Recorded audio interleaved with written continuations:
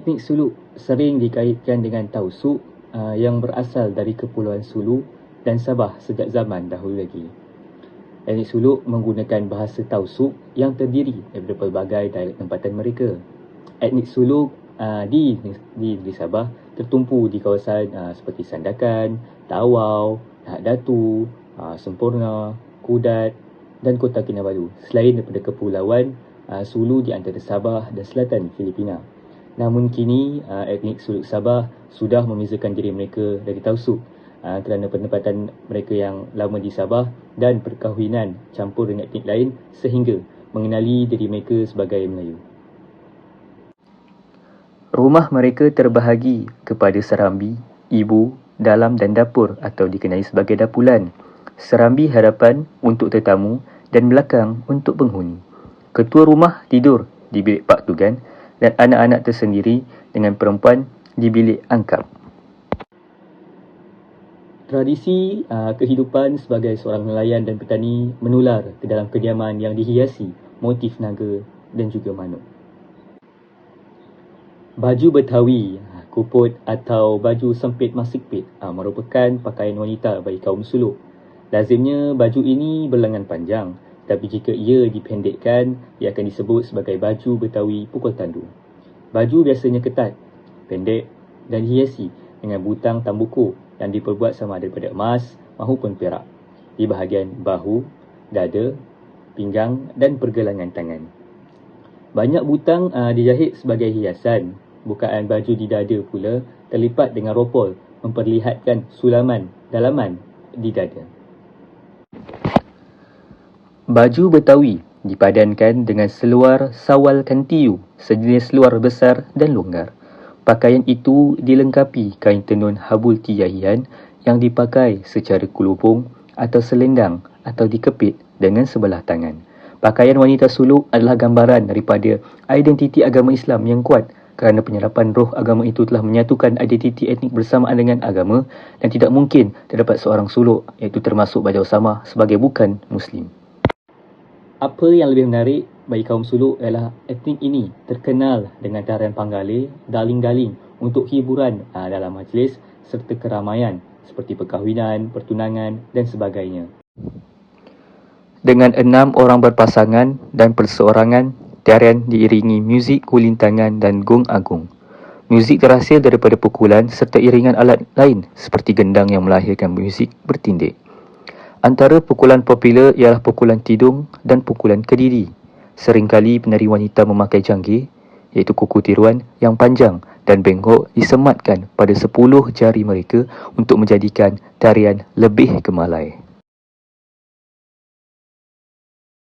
Etnik Murut ialah pribumi Sabah yang terdiri daripada 29 kelompok suku kaum kecil mendiami kawasan pedalaman di sekitar sepadan Sabah, Sarawak, Kalimantan dan Brunei dengan pengenalan diri yang agak pelbagai serta kumpulan dialek yang banyak. Mereka tinggal di rumah panjang tetapi zaman kini bilangan pintu semakin berkurangan dan ramai yang memilih tinggal bersendirian. Sebagai petani huma pada zaman lampau, keperluan membuka tanah huma baru mencetuskan pertelingkahan ngayau iaitu potong kepala antara kaum yang amat ganas dan mereka terkenal sebagai pahlawan yang digeruni. Kisah sejarah ini terlihat pada alat perisai berbentuk persegi bujur dengan ukiran timbul berbentuk akar dan bunga-bungaan. Kini, perisai yang disimpan oleh mereka menjadi alat hiasan dan telah dimajukan sebagai cenderahati kerajinan tangan dalam industri pelancongan. Pakaian tradisi etnik Murut terbuat daripada kulit kayu dari pelbagai jenis. Lelaki berbaju atau bercawat kulit kayu ini masih digunakan sehingga kini dalam persembahan tarian tradisional. Wanita Murut disebut Penong Koloh merangkumi baju berlengan pendek berwarna serba hitam dipanggil sempayau, dihiasi jahitan ropol dan kain panjang sehingga ke bawah lutut dengan sulaman bermotif tradisional. Wanita menggayakan kain tapi dari kain kapas berhiaskan motif bunga-bungaan serta geometri dari manik berwarna-warni. Pakaian mereka sentiasa dihiasi dengan jahitan manik serta memakai tali pinggang daripada mata wang siling perak. Terdapat juga tali pinggang lebar dari manik kaca pelbagai warna yang terikat longgar di pinggang serta rantai leher rorongkol. Hiasan kepala daripada ikatan manik di wanita sebagai selupai dengan pelbagai ragam ikatan dan seringkali tersemat bulu merak, enggang atau ayam hutan, iaitu bahan yang digemari lelaki dan busana lengkap mereka merupakan kostum dari tarian Ansana dan Mangunatip. Ansana dahulu merupakan tarian pemujaan roh dan semangat pada tengkorak yang didapati daripada gerakan ngayu. Seterusnya, saya akan menerangkan tentang suku kaum Bajau. Suku kaum Bajau Samar yang mendiami pantai barat Sabah merupakan etnik pribumi kedua terbesar di Sabah. Etnik ini tersebar di sepanjang pesisir pantai barat Sabah dari Kuala Penyu sebelah selatan hingga ke terusan daerah Pitas di utara. Okey, tumpuan utama di kota Belut, Kawang, Papar, Tuaran, Bangi dan Kutatan. Okey, secara tradisi mereka ialah pelaut, namun kini sudah bekerja sebagai petani, padi sawah, peternak, pedagang kecil dan kerja dalam pelbagai bidang perkhidmatan. Wanita mereka amat mahir dalam seni tenun dan tekad dengan ragam hias bercorak potong wajik, iaitu geometri, untuk membuat busana bagi perayaan dan upacara. Semasa menari limbai, sebuah tarian asli Bajau Samar, untuk menyambut kedatangan pengantin lelaki, mereka menggayakan kostum badu sampit dari satin hitam dan kain sarung olos berangkit ditekat dengan benang bermotifkan bunga kapas atau pucuk rebung dan membawa sapu tangan atau puyut berumbai yang dihiasi bahagian tepinya dengan rumbai-rumbai. Okey, hiasan kepala yang amat menarik dan terkenal bernama serempak dibuat daripada kertas atau logam keemasan berbentuk perahu. Dihiasi pula dengan rumbai-rumbai garigai di hujungnya dan dicucukkan pada sanggul di rambut. Leher dililit kain selendang maupun dari kain baldu bias lipatan kertas perak atau emas, dan pinggang diikat dengan ingkuk pangkat dengan kepala pending perak yang lebar. Okey, rumah tradisional Bajau biasanya agak sederhana daripada binaan kayu, dengan anjung hadapan bersambung dengan rumah ibu. Sering kali tiada pembahagian bilik dengan lantai yang lapang, ditutupi dinding luar sahaja. Okey, peralatan rumah seperti tudung, duang atau tudung saji untuk menutup hidangan makanan berwarna-warni dan dibuat daripada daun sedang, daun kelapa, daun pandan serta buluh dan ada juga tudung duang yang bersalut kain baldu. Itu juga bekas simpanan bulat atau segi yang biasanya dibuat dari daun serdang. Jadi saya telah diberi tugasan untuk menjelaskan tentang Kadazan Dusun. Okey, Kadazan Dusun merupakan etnik pribumi terbesar di Sabah yang mendiami kawasan pantai barat dan pendalaman Sabah. Okey, kebanyakan mereka hidup sebagai petani tradisi yang menanam padi sawah dan padi rumah. Okey, sebilangan kecil mereka memburu serta menangkap ikan sungai. Setiap tahun mereka akan meraihkan semangat padi kenoengan dalam pesta keamatan yang dikenali sebagai Tadau Keamatan. Okey, pada asalnya mereka mendiami rumah panjang, tetapi seiring dengan pemodenan serta perubahan agama, ramai yang membina sebuah rumah yang sederhana, lebih pendek atau sebuah rumah sahaja daripada kayu dan buluh di pergabungan mereka.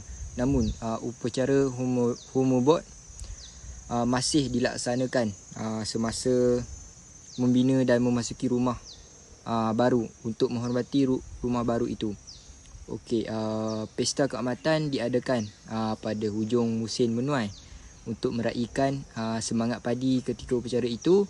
Etnik Kadazan Dusun ni mengenakan pakaian tradisi mereka yang indah, diperbuat daripada kain berwarna hitam atau sutera dan baldu. Pakaian lengkap itu terdiri daripada baju pendek ataupun kali sinuanga, skirt kain pendek terikat tepi dan skarf batik serta tali pinggang hem pogot yang diperbuat daripada mata wang perak. Okey, dan juga dan juga perhiasan emas untuk rantai leher ataupun dikenali sebagai hamai. Selepas itu mereka mempunyai gelang tangan yang dikenali sebagai gohong, subang dikenali sebagai simbong, cincin dikenali sebagai singsing, serta kerongsang emas yang dikenali sebagai paung. Okey, butang Betawi sering dijahit di leher baju sehingga ke pusat untuk mencantikkan lapik leher baju yang berwarna emas. Tetapi mereka menggunakan kain sarung hitam yang dihiasi dengan lapikan jalur berwarna emas secara melintang dan menegak di kepala lelaki, dan ditutupi dengan sigah merupakan desta nipis terhias sulaman palang. Okey, selain itu mereka menggunakan terendak buluh atau sirung, manik, sisir dan tudung menjadi pakaian wanita pada masa dan kegiatan tertentu. Okey, terendak atau dikenali sebagai sirung pada asalnya digunakan untuk perlindungan dari panas. Sudah menjadi pelengkap menarik set busana yang cantik dengan pelbagai hiasan di atasnya, dan digunakan dalam pelbagai upacara perayaan, terutamanya pada pesta keamatan ataupun pesta menuai. Okey, Kadazan dusun ni mempunyai peralatan yang agak unik, yang dikenali sebagai som poton, sejenis alat muzik tiupan yang diperbuat daripada gabungan susunan buluh kecil berlainan, kepanjangan yang diikat dan dimasukkan ke dalam buah labu air kering untuk melahirkan irama atau mengeluarkan sebuah bunyi satu bunyi. Okey, selain itu mereka juga mempunyai satu peralatan yang kenali sebagai wakil, iaitu bakul daripada bilah buluh diikat dengan rotan dengan dua tali pengikat, diperbuat daripada pelbagai saiz, dihias dengan corak potong wajik atau geometri. Wakil digunakan untuk mengangkat buah-buahan ataupun untuk meletakkan bahan-bahan yang diorang dapat daripada hasil apa yang diorang mahu. Okey, selain itu boleh dikatakan benda ni digunakan untuk meletak kayu api, sayur-sayuran dan padi yang diorang tuai. Kini wakil digubah menjadi bentuk yang lebih menarik dan kecil, menjadi cenderahati dalam industri pelancongan, sebab mereka lihat benda ni boleh diproduksi kepada orang ramai, supaya orang ramai lihat betapa uniknya budaya yang ada kepada mereka ni. Assalamualaikum, hai. Saya akan menerangkan tentang suku kaum Bisaya. Suku kaum Bisaya adalah suku kaum pribumi yang berasal dari barat laut dan sepanjang pantai Sabah, dan hanya tertumpu di sekitar daerah Beaufort, Sungai Padas, Sungai Kelias, wilayah Persekutuan Labuan dan Sungai Limbang di timur Sarawak. Bangsa Bisaya adalah suku kaum asli yang telah lama wujud dan menetap di Sabah sejak beribu abad lama yang lalu. Bangsa Bisaya pada zaman dahulu adalah merupakan suatu bangsa yang digeruni, disegani, ditakuti dan dihormati oleh suku kaum asli yang lain. Suku kaum Bisaya mempunyai banyak persamaan dengan suku kaum dusun Tatana, terutamanya sekali dari segi bahasa. Ini terbukti sebilangan percakapan bahasa dialog mereka hampir sama jika mereka berdialog sesama mereka. Bisaya dikatakan di antara yang pertama menerima Islam pada awal kurun ke-13. Ketua Bisaya pertama adalah Awang Alak Bertatar atau dikenali sebagai Sultan Muhammad Shah. Peringkat awal kemasukan kaum Bisaya ke dalam Islam adalah melalui hubungan dagang dengan pedagang dari tanah Arab. Jika lihat dari segi kehidupan sosial, sedikit sebanyak pengaruh Arab memain peranan dalam urusan mereka sehari-harian, dan mereka terlalu menitik berat terhadap hukum hakam Islam. Kemahiran suku kaum Bisaya adalah dalam bidang pertanian seperti menanam padi, halia, pokok rumbia, kunyit, ubi, pisang dan sebagainya. Mereka juga mahir untuk memburu binatang di hutan untuk dimakan. Mereka juga menternak ayam, itik, angsa kambing, kerbau lembu dan lain-lain binatang sebagai makanan. Kaum Bisaya juga mahir dalam seni kraftangan dan sebagian besar peralatan kraftangan digunakan dalam kehidupan seharian mereka. Kemahiran di sungai suku kaum Bisaya sangat mahir menangkap ikan dengan menggunakan selambau, iaitu alat tradisi yang dihasilkan oleh mereka sendiri, dan di laut pula dengan menggunakan pukat dan bagan. Kaum asli Bisaya mempunyai adat yang diwarisi oleh datuk nenek mereka sejak turun-temurun. Contohnya, orang muda kaum asli Bisaya mesti menghormati orang dewasa kaum asli Bisaya, dan gadis kaum asli Bisaya mesti pandai menjaga kesopanan dan kesusilaan. Kebudayaan kaum asli Bisaya adalah seperti tarian Liliput Bisaya, tarian Sayau Bagarus, pakaian tradisional, kuih muih tradisional Bisaya seperti kalopis, kuih cincin, kuih tapai, kuih sapit dan sebagainya.